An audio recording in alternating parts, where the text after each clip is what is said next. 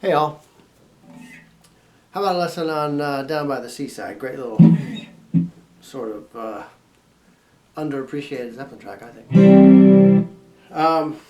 It's one of the ones that Plant said that he played the rhythm guitar on, which doesn't surprise me. It's pretty simple stuff, and even that sounds like sounds complicated, but it's not. But we'll go through it. Okay, standard tuning. So it starts in this. There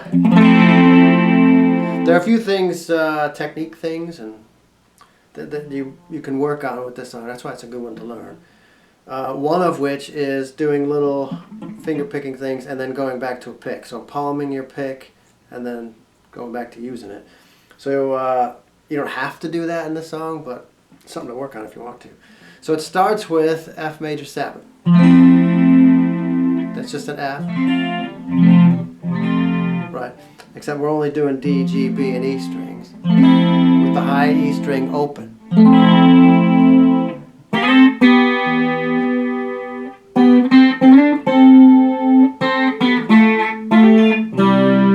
Alright, so it's F major 7. That one is slide up G and high E, just the two strings. So slide up to 5, both of them at 5, and then G at 4, high E at 3. Break it into pieces. The next piece is pretty easy actually. Start with that one there. 4 on G, 3 on high E. Both of them at 5, 7, 5. So we got and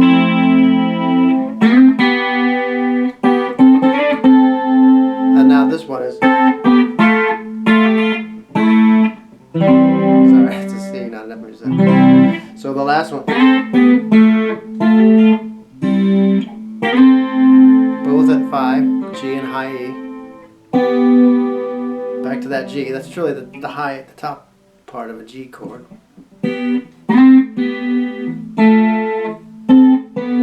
4 on G, 3 on high E, then 2 on G, 1 on high E.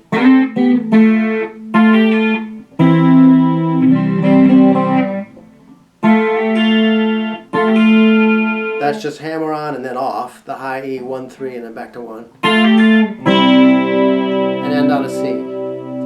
So then you do the whole thing over again.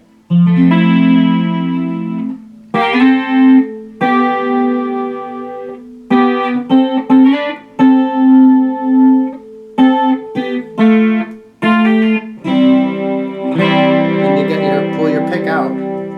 I just kind of keep it in there. Whatever works for you. I just kind of keep it tucked. Like I'm working away. I could do a full.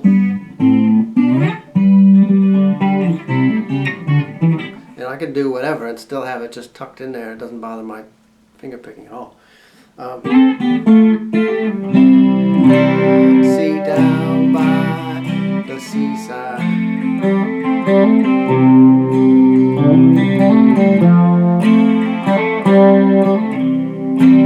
So when you're doing your during the verse, C to F major 7,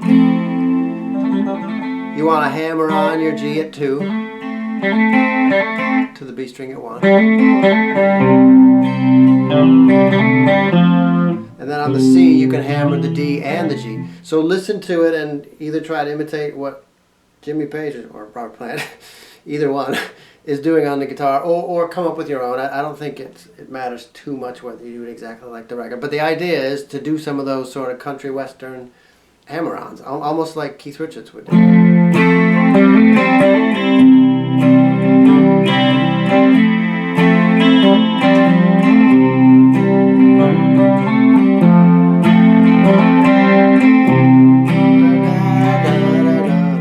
And then you go.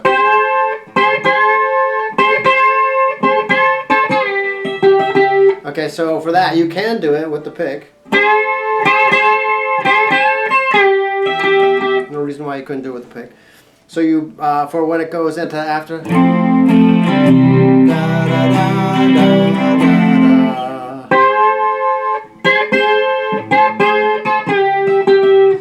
take the G at 12 and the B at 13. The trick is to bend only the G and keep the B where it is without bending it. Otherwise you're going to end up with, and that ain't right.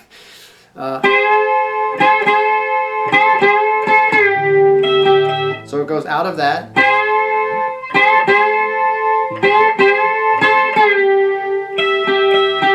So this part is the cool part of the song, I think, and really simple, because it's all the G and high E strings, and they're all in the same frets. So you don't have to mess around with it. You just got to start with 12, or you could do it with a pick.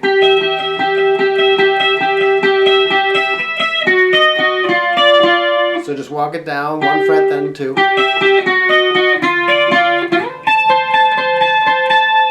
What's that? 12, 13, 14, 15, 16, 17. 16.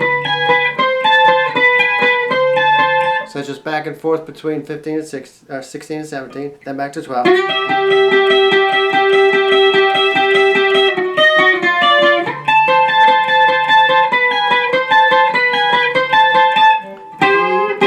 Turned away, right?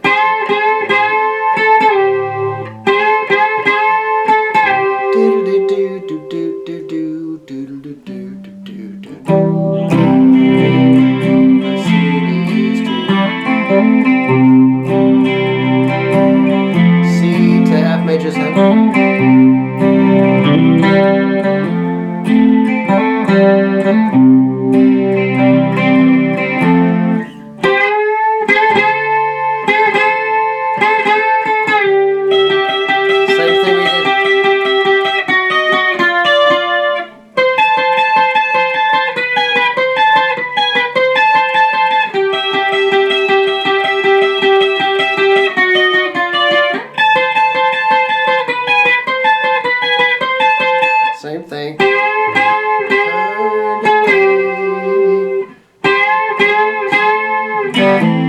Now it goes to that middle part, and you're on an A minor for that. So I think that little riff goes.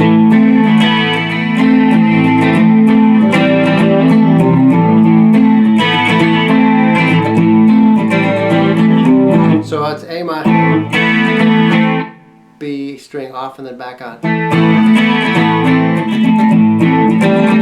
I think the second time through, it's G string goes off and then back on, like A minor 7 back to A minor. I think it's something like that. And then A 3rd fret, C note.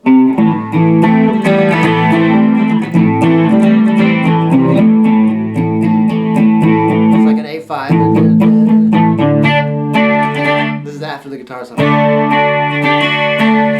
To D. Suspended. Well, it's an A5, not an A minor. Sometimes it's awful hard to tell. You're back to the beginning again.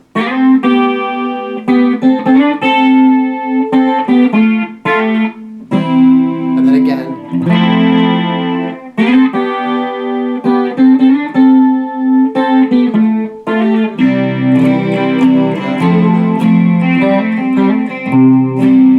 So a good one to learn, because you get to do if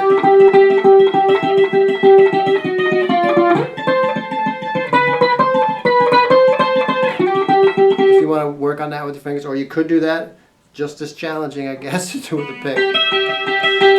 So it's like the beginning of You Never Can Tell.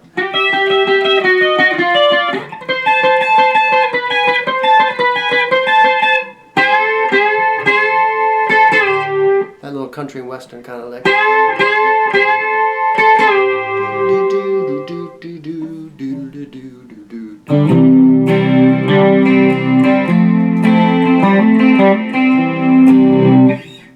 I think that's the whole song. I mean, you can do A minor pentatonic for the solo if you want to do that, but I think this is more really an exercise for the rhythm part than it is for soloing. Good luck.